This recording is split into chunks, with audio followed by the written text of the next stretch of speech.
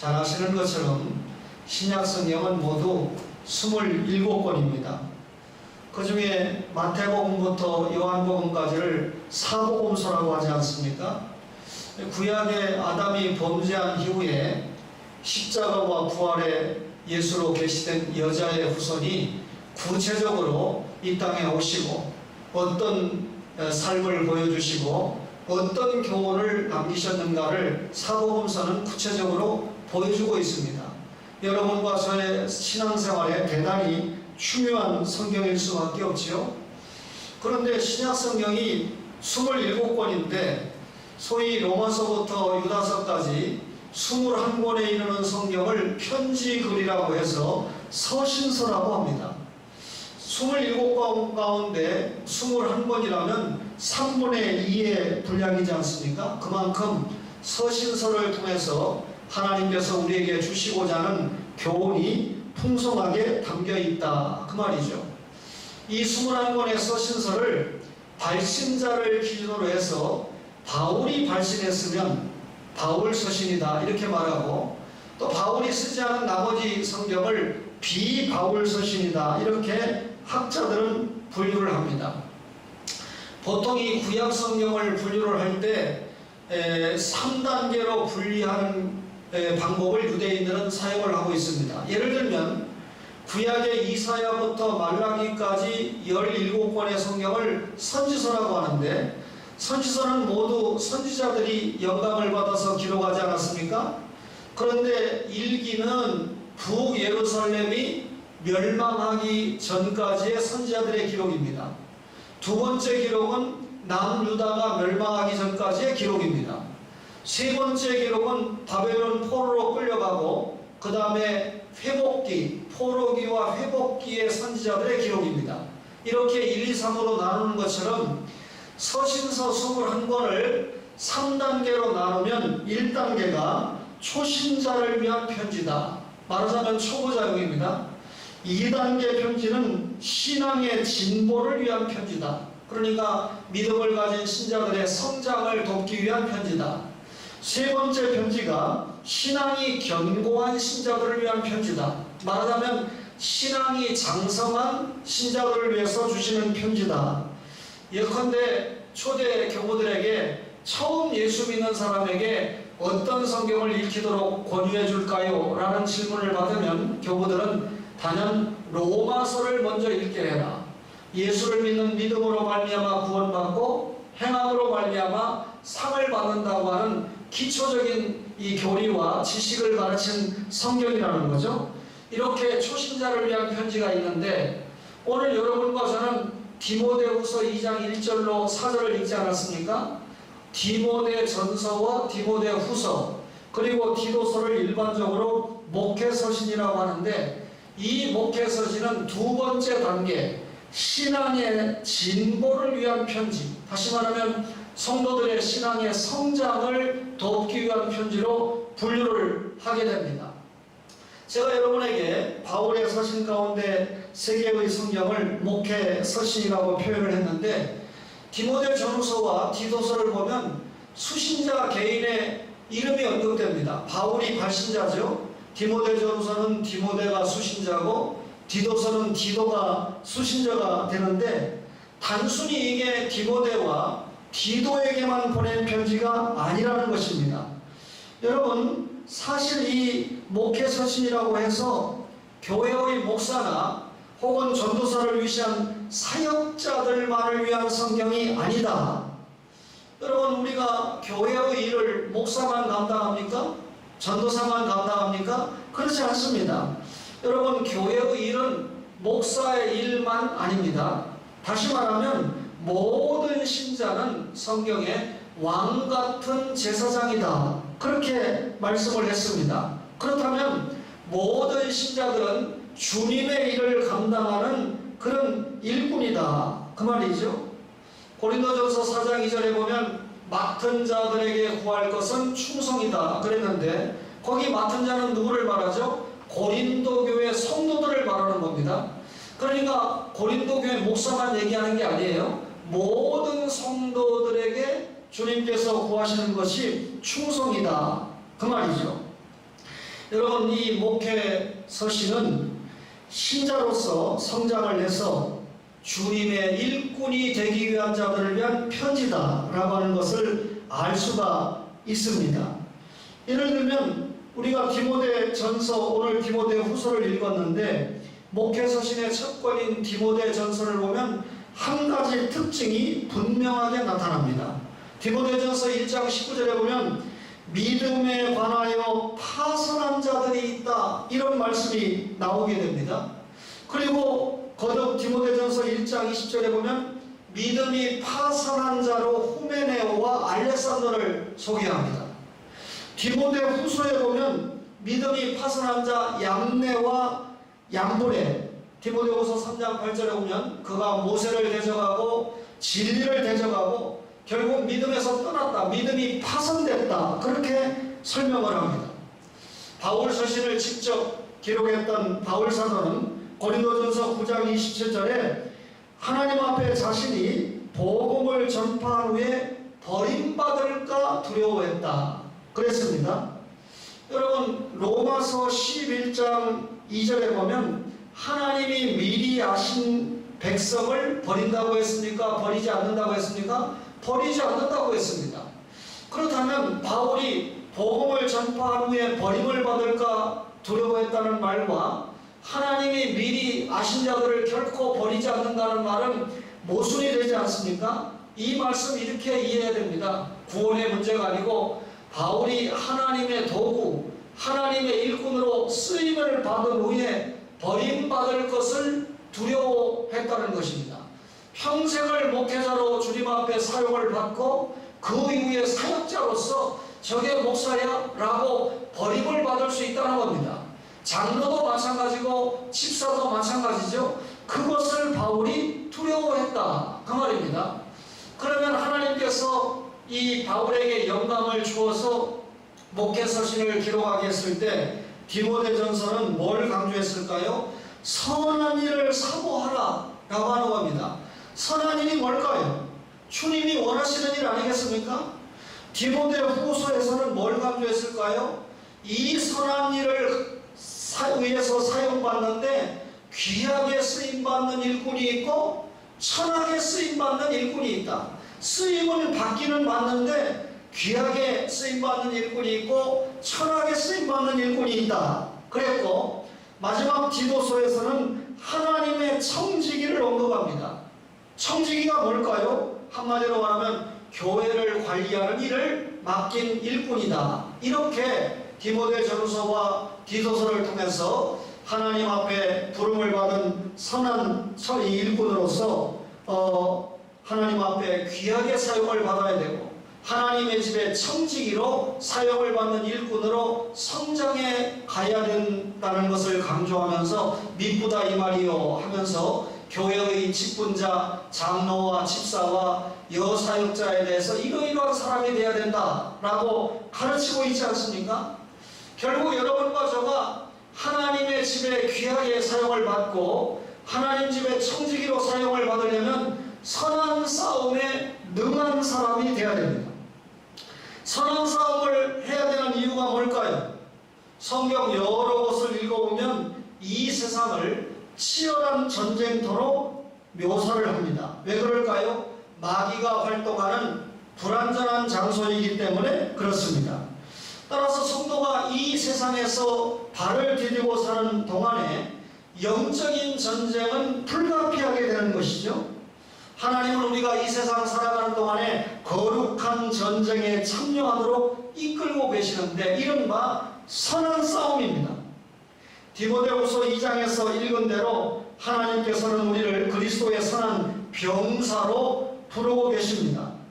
우리의 싸움은 혈과 육에 대한 것이 아니요 하늘의 정사와 권세를 맡은 마귀 사탄을 대적하는 그런 것입니다. 다시 말하면 우리가 여러분 내 자신의 이 연약한 육체와 유한한 그런 인간 본성에 대한 싸움이 아니고 영적인 대상자인 마귀와 전쟁을 할 수밖에 없는 것이 예수 믿는 신자들의 실체다 그 말입니다.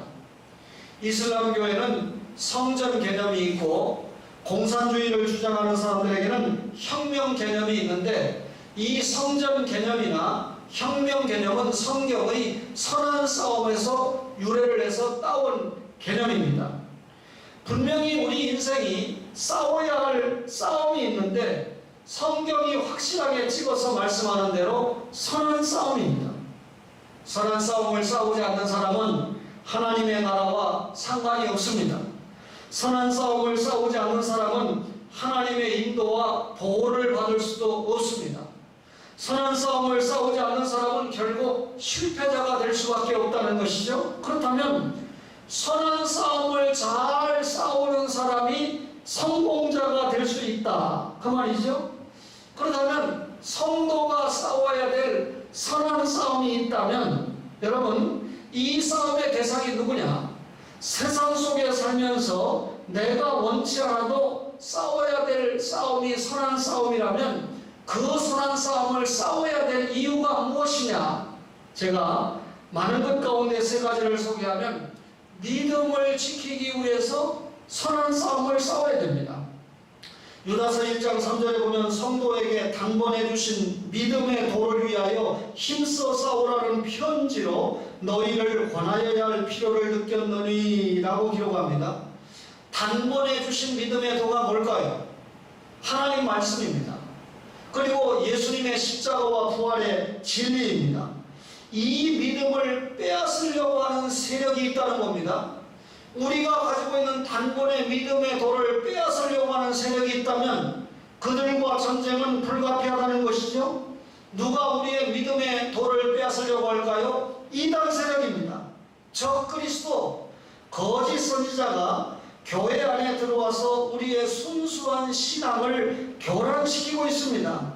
성경에 보니까 저들은 요란하게 정체를 밝히고 들어오는 것이 아니라 소리 소문 없이 가만히 들어와서 좋은 말로 미혹합니다. 여러분, 교회가 죄를 이야기하고 회개를 이야기하는 시대가 지나갔습니다. 번영신학이 판을 치고 있습니다. 좋은 말로 미혹하는 하나의 방법일 것입니다. 바른 신앙에서 이탈하게 합니다. 그러므로 이런 이단 세력과 성도는 싸울 수밖에 없죠. 이른바 선한 싸움입니다. 누구하고 우리가 싸워야 됩니까? 박해하는 세력들과 싸워야 됩니다. 복음이 가는 곳마다 박해가 참 많았습니다. 히브리서 11장을 우리가 믿음장이다 라고 하면서 믿음의 선진들의 믿음의 내용들을 우리가 소개받고 있는데, 거기 보면 최초의 순교자 아벨이 소개가 되고 있죠. 그 이후에 에녹, 노아, 아브라함 등은 믿음을 위해서 일생 동안 선한 싸움을 싸웠던 믿음의 선진들입니다. 여러분, 우리 이 짧은 이 기독교 역사에 보면 신사참배가 우리의 신앙을 유린했죠. 공산주의 사상이 우리의 신앙을 짓밟았죠. 여러분, 이 신사참배를 반대하다가 순교하신 주기철 목사님을 기억하죠? 공산주의를 반대하다가 순교하신 손영원 목사님을 기억하죠? 게다가 동방요배까지 반대하다가 옥사하신, 순교하신 양용근 목사님을 우리가 최근에 알지 않습니까? 이분들은 일제와 공산주의자들을 대항해서, 다시 말하면 기독교 신앙을 가진 사람들에 대해서 박해하는 세력들과 선한 싸움을 순교로 승리를 이끌어낸 귀한 선진들이다, 그 말이죠. 믿음을 지키기 위해서, 설교를 듣는 초원의 모든 가족들도 믿음을 지키기 위해서 선한 싸움을 싸워야 됩니다. 코로나19 때문에 우리의 믿음이 저하되기 딱 좋은 환경입니다. 믿음을 지키기 위해서 여러분과 제가 선한 싸움을 싸워야 되죠. 왜 선한 싸움을 싸워야 됩니까? 사명을 수행하기 위해서입니다. 디모데후서 2장 4절에 병사로 복무하는 자는 자기 생활에 얽매이는 자가 하나도 없나니 이는 병사로 모집한 자를 기쁘게 하려 함이라 그랬습니다. 군인이 자기 자신을 위해서 사는 자가 아닙니다.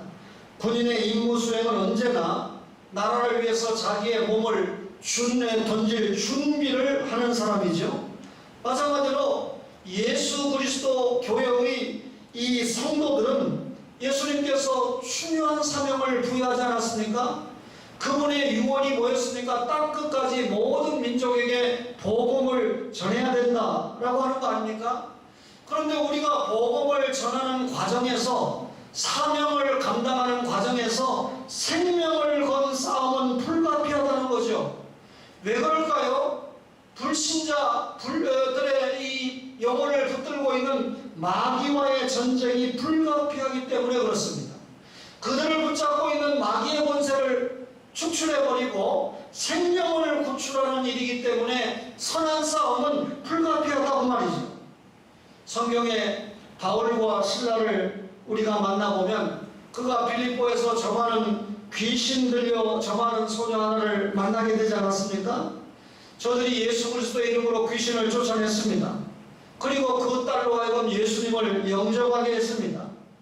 여러분, 이렇게 복음을 전파하고 한 영혼을 구원하는 일에 사명적인 쓰임을 받은 바울과 실라에게 기다린 건 뭐였습니까? 투옥이었습니다. 영혼 구원이라고 하는 이 사명을 감당할 때 엄청난 어려움이 기다리고 있었다. 한마디로 말하면 사명을 잘 감당하기 위해서 선한 싸움은 불가피하다, 그 말입니다. 또 하나는 하나님의 선한 목적을 위해서 선한 싸움을 싸워야 되는데, 예수님께서 산상보훈에 귀중한 말씀을 주실 때 의를 위하여 박해를 받은 자는 복이 있나니 천국이 저희 것입니다. 의를 위하여 박해를 받은 자 누굽니까? 하나님의 계명을 지키다가 고통을 받는 사람을 말합니다. 우상 숭배를 반대하고 그리고 불의와 타협을 거부하다가 박해를 받는 사람을 말합니다. 하나님 나라 복음 확장을 위하여 치려가다가 온갖 고난을 받는 사람을 의를 위하여 박해를 받은 자다. 예수님의 이름을 가지고 온갖 살아가는 중에 사회로부터, 정부로부터, 혹은 이 불신 세상으로부터, 혹은 경제적인 제재까지 받는 그런 고통을 받는 사람을 의를 위하여 박해를 받은 자다. 그 사람은 복이 있나니 천국이 저희 것입니다. 주님이 이루었습니다. 하나님의 백성은 거짓이 또 불의가 판을 치는 이 세상 가운데서도 언제나 의를 추구해야 됩니다. 이것이 성도의 마땅한 본분입니다. 여러분과 저에게 마귀의 도전이 부득불 있고 성도는 이런 불의를 묵인하거나 죄악과 타협할 수 없어 불가피하게 선한 싸움을 싸울 수밖에 없다, 그 말입니다. 그렇다면 이렇게 선한 싸움을 싸워야 될 이유, 믿음을 지키기 위해서, 사명을 잘 수행하기 위해서, 하나님의 선한 목적을 성취하기 위해서 선한 싸움을 싸워야 된다면 우리가 싸움의 대상도 알아야 되겠죠. 여러분, 군인이 전쟁을 할 때 공격 목표가 분명해야 되지 않습니까? 에베소 6장 12절에 우리의 싸움은 혈과 육을 상대하는 것이 아니요 통치자들과 권세들과 이 어둠의 세상 주관자들과 하늘에 있는 악한 영들을 상대함이라 그랬습니다. 여기 혈과 육은 뭘 얘기하냐면 유한하고 연약한 인간의 본성을 말합니다.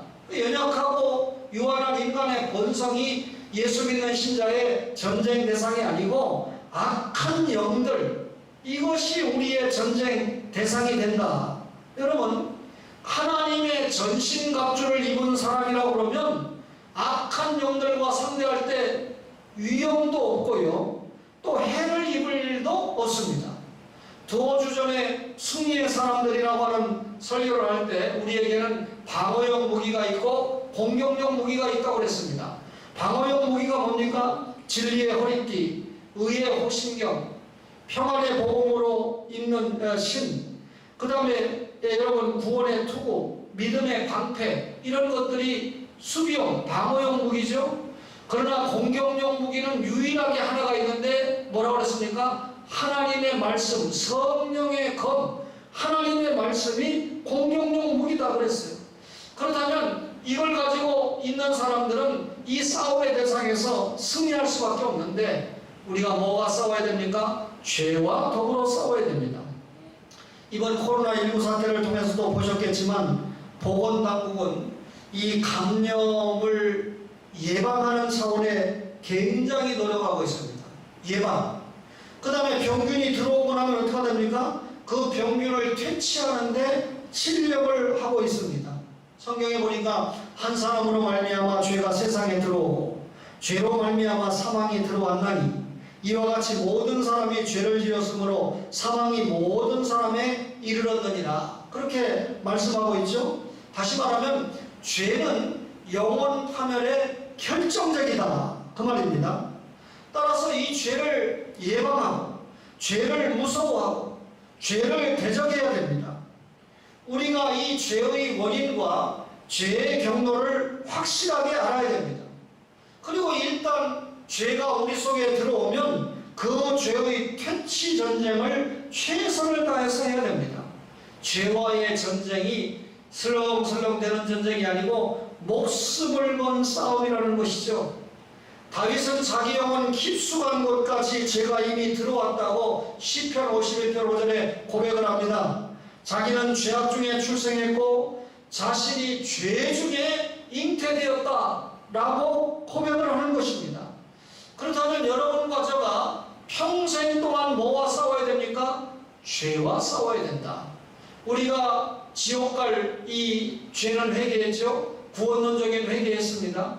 우리가 성화론적인 회개, 알면서 모르면서 짓는 생활 가운데 죄악 계속해서 전쟁을 해야 될 여러분과 저의 입장이라는 거죠. 선한 싸움입니다.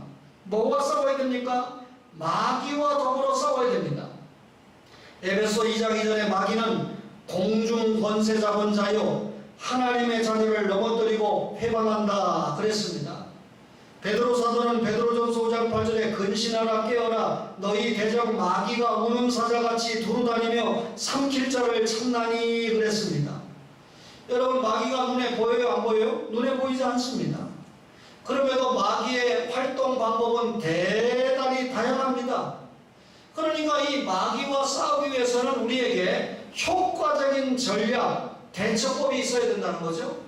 마귀가 본색을 감추고 겉으로는 광명한 천사와 같이 가장을 하고 들어옵니다. 그래서 바울은 갈라디아 2장 4절에 가만히 들어온 거짓 형제다 이렇게 표현을 했습니다. 여러분, 아무리 은혜로운 교회라 할지라도요 마귀가 작용하면 삽시간에 혼란과 시험에 빠지게 됩니다. 은혜로운 교회가 마귀 앞에 선한 싸움에 지게 되면 무력한 교회로 나타나게 됩니다. 그래서 에베소 4장 27절에 마귀로 틈을 타지 못하게 하라. 마귀가 도무지 우리의 신앙 안에, 우리의 영혼 안에, 우리의 교회 안에 틈 타지 못하도록 그렇게 하나님의 사자를 통해서 우리에게 경계의 말씀을 주고 있는 것입니다. 마귀와 더불어 싸워야 됩니다. 누구와 싸워야 됩니까? 자기와 싸워야 됩니다. 싸움의 대상 중 가장 이기기 어려운 상대가 자기인 것 같습니다.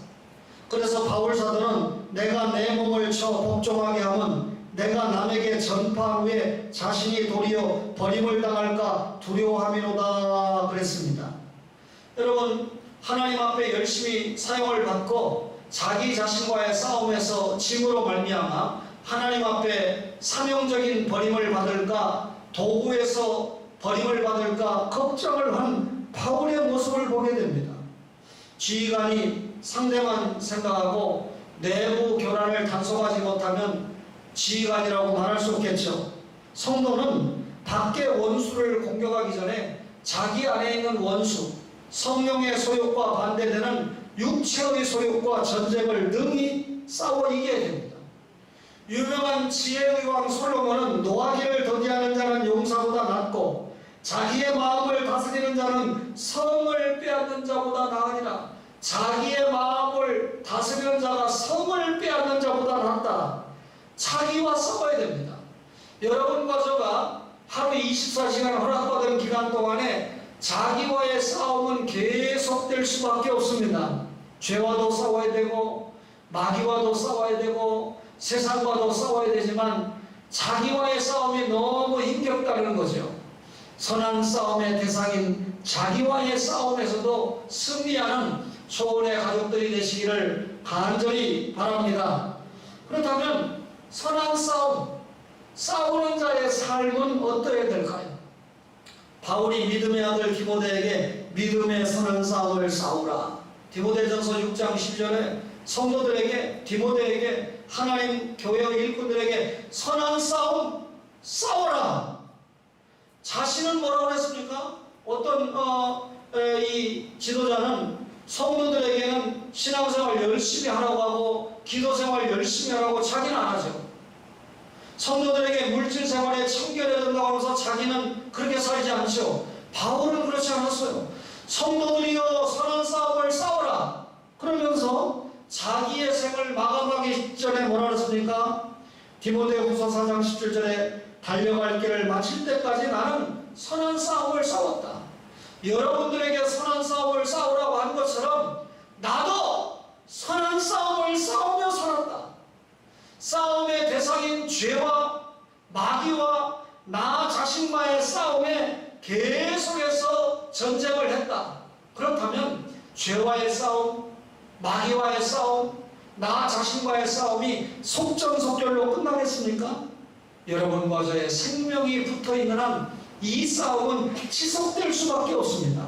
따라서 하나님의 백성은 선한 싸움을 싸울 신령한 군사로 살아야 된다. 그 말이죠.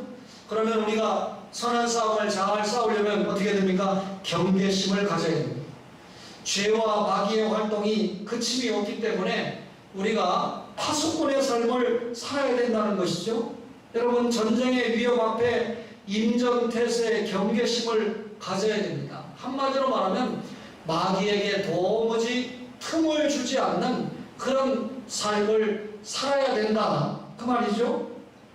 뿐만 아니라 힘든 훈련을 계속 해야 됩니다. 군인이 전쟁이 없다고 훈련하지 않습니까? 전쟁이 없어도 한 번 일어날 그 전쟁을 위해서 열심히 체력을 기르고 고도의 전략을 가지고 훈련을 거듭하게 되는 것입니다. 전쟁 기술을 연마하는 것이죠. 더욱이 여러분과 저가 마귀와의 영적인 전투를 앞에 두고 고도의 신앙 훈련이 없다 그러면 그 전쟁에서 이길 수 없죠. 디모데전서 4장 7절을 제가 읽어드릴까요?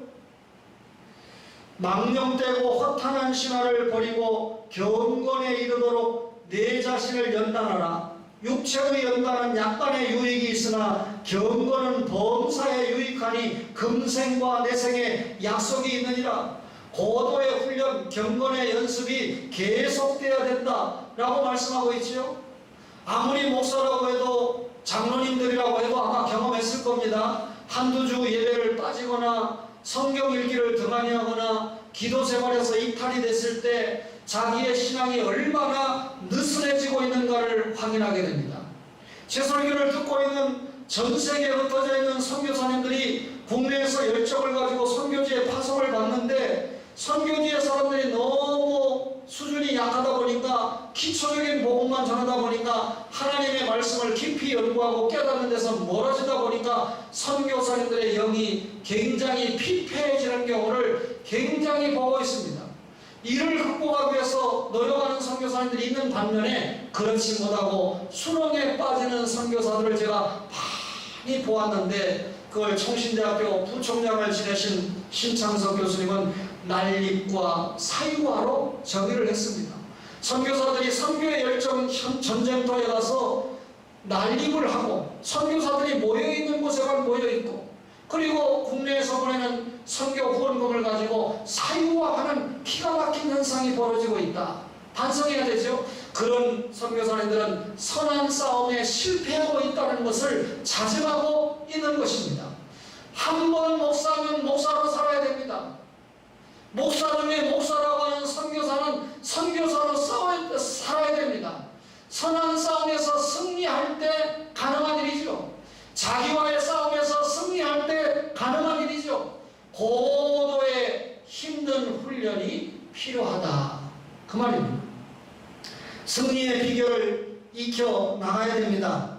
군인은 크고 작은 이 전쟁을 치르면서 전투 경험을 쌓아갑니다. 그리스도의 군사는 신앙생활 중에 여러 가지 유형의 시련을 통해서 승리의 비결을 쌓아갑니다. 신앙생활은 하루아침에 완성되는 것이 아니죠. 오랜 세월 동안 성공과 실패를 거듭하면서 인간이 자기 실상을 깨닫게 되고, 참 나는 부족하구나, 나는 유한하구나, 내 능력에는 한계가 있구나, 하나님의 능력을 힘입게 되는 사람만이 신비로운 체험을 하게 되는 것입니다. 그래서 오늘 본문의 기록자인 바울은 옥중 체험당에서 나는 비천에 처할 줄도 알고 풍부에 처할 줄도 알아, 모든 일 곧 배부름과 배고픔과 풍부와 궁핍에도 처할 줄 아는 일체의 비결을 배웠노라, 그렇게 고백을 했습니다. 바울은 이런 싸움터에서 내게 능력 주시는 자 안에서 내가 모든 것을 할 수 있다, 그렇게 간증을 하고 있습니다. 결국 선한 싸움의 주체가 내가 아니고 나에게 능력 주시는 하나님의 힘을 얻을 때 승리할 수 있다라고 하는 것을 깨달았다는 것이죠. 그렇다면 여러분과 저가 방어용 무기와 공격용 무기를 잘 갖추고 있어야 됩니다. 승리의 비결이 자신에게 있었던 것이 아니고 하나님께 있었음을 바울은 간증을 통해서 토해냈던 것입니다. 이런 말씀을 받으면서 여러분과 저도 일체의 승리 비결이 마귀와의 전쟁, 죄와의 전쟁, 자신과의 전쟁에 있어서 일체의 승리 비결이 내 자신에게 있는 것이 아니고 나를 붙잡아 주시는 성령 안에서 하나님이 주시는 승리로 가능하다, 하나님이 주시는 능력으로 승리가 가능하다라고 하는 것을 깨닫는 겸손한, 경건한 초월의 가족들이 되시기를 바랍니다. 또 하나 알 수 있는 것은 우리가 전쟁을 할 때 군대의 숫자에 달려있는 것이 아니라 옛날 말로 말의 숫자, 오늘날로 하면 이 대포나 공격용 무기에 달려있는 것이 아니라 오직 하나님께 달려있다는 것을 알아야 됩니다. 기도원의 300용사를 보세요. 처음에 여러분 전쟁한다고 32,000명이 오지 않았습니까? 하나님께서 여러 가지 시험을 통해서 몇 명을 뽑았습니까? 300명의 정예 부대를 뽑았습니다. 이 말은 무슨 말이죠? 전쟁에서의 승리가 군인의 숫자나 그리고 전쟁 물자, 군비에 있지 않고 하나님 자신에게 있다는 겁니다. 하나님께서 함께 하시면 승리하고 하나님께서 떠나시면 패배한다라고 하는 메시지가 거기에 담겨 있는 것이죠. 오늘 말씀을 받은 여러분과 설교한 제가 부득불 계속해서 이 세상을 살아가는 동안에 죄와 싸우고 마귀와 싸우고 여러분 자기 자신과 싸움을 할 수밖에 없습니다. 이런 설교 말씀을 들었으니까 우리가 이 선한 싸움의 패배자로 기록되는 것이 아니라 승리자로 기록되어야 되지 않겠습니까? 그 승리의 비결이 내 편에 있는 것이 아니고 내게 능력 주시는 하나님 편에 있다, 그 말입니다. 따라서 우리가 영적인 힘을 쌓는데 최선의 노력을 키우려야 합니다. 그러기 위해서는 하나님의 말씀이 늘 나를 붙잡도록 해야 합니다. 여러분, 이 불신 학생들에게도 하나님의 말씀을 제대로 가르치면 폭발적인 이 영적인 역사가 일어나는 것을 저는 깨닫고 있습니다. 여러분이 아시는 것처럼 일반 대학에서 강의하고 있지 않습니까? 거기에서 저 세상적인 얘기할 줄 모릅니다. 하나님의 말씀을 원칙적으로 퍼부으면서 불신 학생들이다 보니까 조금 지루함을 느낀다 싶으면 세계적인 역사 현상을 들어서 방향을 전환하는 거, 그게 전부입니다. 그러니까 한마디로 말하면 성경과 교회 역사를 가르치는 것이 저의 전부인데 책임은 성령님께서 지시는 거죠.